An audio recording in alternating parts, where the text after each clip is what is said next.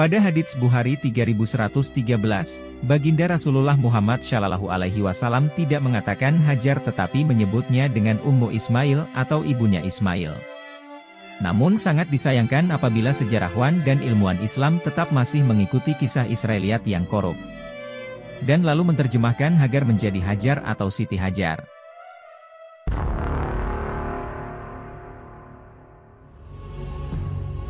Bukti keturah adalah Hagar dalam Torah.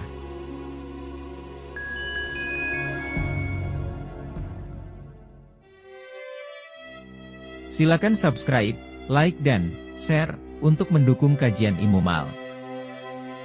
Selamat menyaksikan. Bagian 1. Bukti kerancuan. Pada Kejadian 21:14. Dalam perikop Kejadian 21:8-14, tersurat dan tersirat terjadi kejanggalan, yaitu sebagaimana berikut. Kejadian 21:8 bertambah besarlah anak itu dan ia disapi, lalu Abraham mengadakan perjamuan besar pada hari Ishak disapi itu. Kejadian 21:9 pada waktu itu Sarah melihat, bahwa anak yang dilahirkan Hagar, perempuan Mesir itu bagi Abraham, sedang main dengan Ishak, anaknya sendiri. Kejadian 21:10 berkatalah Sarah kepada Abraham, usirlah hamba perempuan itu beserta anaknya. Sebab anak hamba ini tidak akan menjadi ahli waris bersama-sama dengan anakku Ishak. Kejadian 21:14 keesokan harinya pagi-pagi Abraham mengambil roti serta sekirbat air dan memberikannya kepada Hagar. Ia meletakkan itu beserta anaknya di atas bahu Hagar, kemudian disuruhnyalah perempuan itu pergi. Maka pergilah Hagar dan mengembara di padang gurun Bersheba. Rangkaian dari kisah ini menunjukkan bahwa Hagar memiliki anak lagi dari Nabi Ibrahim karena 1. Tidak ada disebutkan nama Ismail. Pada Kejadian 21 ayat 8 sampai dengan 14 tidak ada disebut nama Ismail dan hanya disebut anak yang dilahirkan Hagar. Sementara nama Ishak disebutkan, yang jelas anak dari Sarai satu-satunya. Begitupun pada teks Ibrani Sefaria Genesis 21:8 SD 14 tidak ada disebut nama Ismail. 2. Hagar menggendong anaknya. Kejadian 21:14, ia meletakkan itu beserta anaknya di atas bahu Hagar. Disinilah letak kerancuannya, apabila yang digendong adalah Ismail, maka adalah tidak masuk akal karena usia Ismail dan Ishak berselisih 14 tahun, belum ditambah usia sapi. Menurut tradisi Yahudi, usia sapi adalah 2 hingga 4 tahun. Jadi apabila saat Ishak disapi, maka usia Ismail adalah 16 hingga 18 tahun. Bagaimanakah mungkin seorang anak berusia 16 tahun digendong ibunya? Maka agar tidak menjadi kerancuan dan kegagalan logika kitab suci, mau tidak mau untuk dapat memaknai ayat ini ada 2 alternatif yang dapat dilakukan, yaitu 1. Merubah ayat, karena sudah terlanjur biasa merubah ayat kitab demi menyelamatkan keyakinan. 2. Tidak merubah ayat dan terpaksa mengakui bahwa keturah adalah Hagar. Mau tidak mau harus mengakui bahwa Hagar adalah keturah. Karena keturah melahirkan banyak anak dari Nabi Ibrahim. Kejadian 25:2, perempuan itu, keturah, melahirkan baginya, Ibrahim, Zimran, Yoksan, Medan, Midian, Isbak dan Suah. Maka dengan demikian anak Hagar yang sedang main dengan Ishak pada Kejadian 21:10, yang tepat adalah Zimran, Zamron, anak kedua keturah dan usianya setidaknya sebaya dengan Ishak yaitu 2-4 tahun sehingga dapat digendong oleh Hagar. Bagian 2. Bukti istri tersakiti. Pada Kejadian 21:15. Nama keturah adalah istri dari Nabi Ibrahim yang paling misterius. Tidak seperti istri nabi-nabi lain, setidaknya diketahui tidak hanya namanya saja, tetapi setidaknya secara eksplisit maupun implisit diketahui asal-muasalnya. Sebagaimana Hagar, setidaknya diketahui bahwa ia berasal dari Mesir, Sarai adalah saudarinya Nabi Ibrahim. Tetapi bagi keturah, tidak diketahui sama sekali asal-muasalnya. Keturah disebutkan hanya 2 kali, yaitu pada Kejadian 25:1 dan 4. Mengenai informasi tentang keturah dalam kitab Kejadian terdapat kontroversi, yaitu 1. Istri apa gundik? Pada perikop tentang keturunan Nabi Ibrahim dari keturah di atas, ayat 25:6 disebutkan bahwa semua anak Nabi Ibrahim di luar Ishak adalah dilahirkan dari gundik-gundiknya. Sedangkan pada ayat sebelumnya, ayat 25:1, disebutkan bahwa Keturah adalah istri Nabi Ibrahim. Maka perbedaan istri dan gundik ini menjadi kontroversial, yang tampaknya terdapat upaya pengaburan informasi. 2. Multitafsir pada Kejadian 25:1. Kejadian 25:1. Dan lagi Abraham dan mengambil seorang istri dan namanya Keturah. Pada redaksi terjemahan tersebut sekilas tampak bermakna, bahwa Nabi Ibrahim menikah lagi dengan seorang wanita yang bernama Keturah. Multitafsir 1, kata, lagi. Pada susunan translasi kalimat di atas, kata, lagi, terletak. Di depan kalimat tidak bisa langsung bermakna menikah lagi.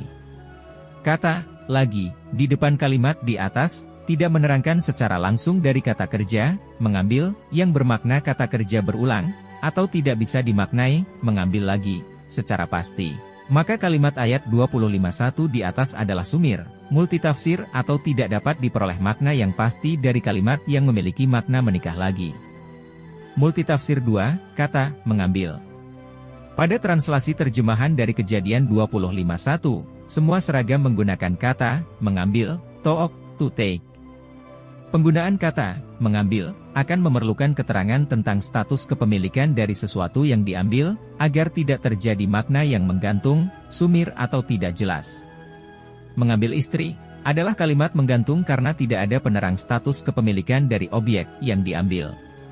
Sehingga penggunaan kata, mengambil, pada terjemahan Kejadian 25:1 sulit dipastikan maknanya, apakah mengambil istrinya atau menikah.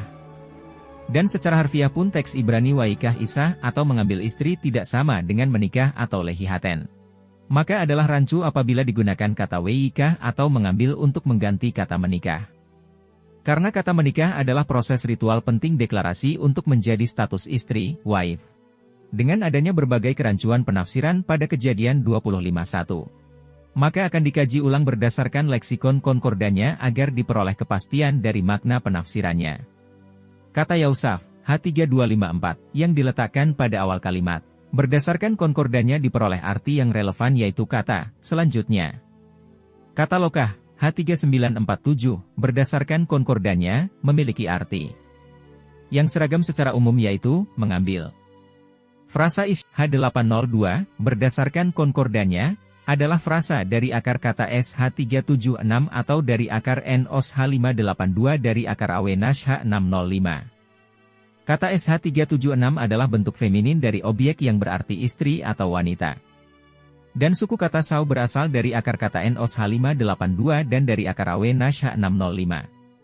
Kata Awenash H605, yang memiliki arti relevan adalah rasa melankolis, frustasi, sakit, hati, menyedihkan. Maka akar kata Awenash H605 inilah yang menjadi kunci pembuka makna misteri ayat ini. Kata Anas telah menerangkan kata SH376 yang berarti istri atau wanita. Sehingga frasa Isyal H802, secara korelasi konteks bermakna istri atau wanita yang merasa sedih, tersakiti, melankolis. Maka susunan makna kalimat dari Kejadian 25:1 berdasarkan kajian konkordannya adalah, selanjutnya Abraham mengambil istri yang tersakiti yang bernama Keturah. Dari susunan makna tersebut tampak, bahwa apabila wanita yang diambil oleh Abraham adalah seorang istri yang tersakiti. Kata, istri yang tersakiti, adalah bentuk keterangan dari status perasaan dari istri yang diambil oleh Abraham. Dan berdasarkan fakta korelasi dari kitab Kejadian, wanita yang disebutkan budak atau gundiknya Abraham yang jelas mengalami tersakiti adalah Hagar. Hagar yang jelas melahirkan anak untuk Nabi Ibrahim, dikisahkan ditindas oleh Sarah, Kejadian 16:6 hingga ia melarikan diri, dan kemudian Hagar diusir dikisahkan pada Kejadian 21:14. Maka wanita yang bernama Keturah ini tidak lain adalah Hagar itu sendiri. Karena apabila Keturah ini bukan Hagar, lalu apa pentingnya informasi tentang status perasaan wanita yang dinikahi Abraham? Di mana informasi tersebut membutuhkan keterangan tambahan berupa pelaku atau penyebab tersakitinya Keturah, hal yang hanya bisa dijawab apabila ia adalah Hagar. Sehingga makna dari Kejadian 25:1 adalah, Abraham menjemput istrinya yang tersakiti dan melarikan diri atau terusir yang bernama Keturah. Artinya Hagar atau Keturah adalah istrinya Abraham. Hagar artinya foreign atau luar negeri atau orang asing. Jadi Hagar adalah sebuah julukan bukanlah nama seseorang, karena memang ia berasal dari negeri asing yaitu Mesir. Sedangkan Keturah adalah sebuah nama yang artinya dupa atau kemenyan yang bermakna wangi. Penggunaan julukan Hagar dan menghadirkan Keturah sebagai sosok yang berbeda adalah manipulasi pengkaburan pada sebuah kitab suci. Tidak mengherankan, dengki waris turun-temurun ribuan tahun, yaitu penyakit menular dari orang-orang yang menulis kitab dengan tangannya dan kemudian berkata ini dari Allah, Quran Surah Al-Baqarah 79. Maka tidak terbantahkan lagi bahwa Keturah adalah Hagar. Bagian 3. Bukti pendukung, Bereshit Rabbah. Pada Bereshit Rabbah 61:4 disebutkan oleh Rabbi Dostai ben Rabbi Yanai atau Rabbi Janai pada abad ketiga. Ia mengatakan bahwa Keturah itu adalah Hagar. Rabbi Dostal mengatakan bahwa Abraham mengambil kembali istrinya dan melahirkan anak-anaknya lagi. Dan kemudian Keturah melahirkan kembali 6 anak dari Nabi Ibrahim.